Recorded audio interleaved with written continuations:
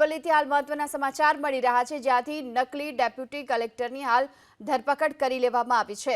બાયડના સાઠંબાના ઇન્દ્રાણમાંથી આ નકલી deputy collector ઝડપાયો છે।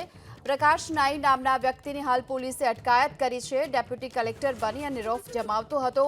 નકલી કાર્ડ કાર પર બોર્ડ મારી અને રોફ જમાવતો હતો, જેની હાલ તો પોલીસે અટકાયત કરી છે। તો બાયડના સાઠંબાના ઇન્દ્રાણમાંથી આ નકલી ડેપ્યુટી કલેક્ટરને ઝડપી લેવામાં આવ્યો છે। તો જે રોફ જમાવતો હતો નકલી ડેપ્યુટી કલેક્ટર બનીને। વધુ વિગતો મેળવીએ, સંવાદદાતા દેવાંગ આપણી સાથે જોડાઈ ચૂક્યા છે। દેવાંગ, આ નકલી ડેપ્યુટી કલેક્ટરનો ભાંડાફોડ કઈ રીતે થયો?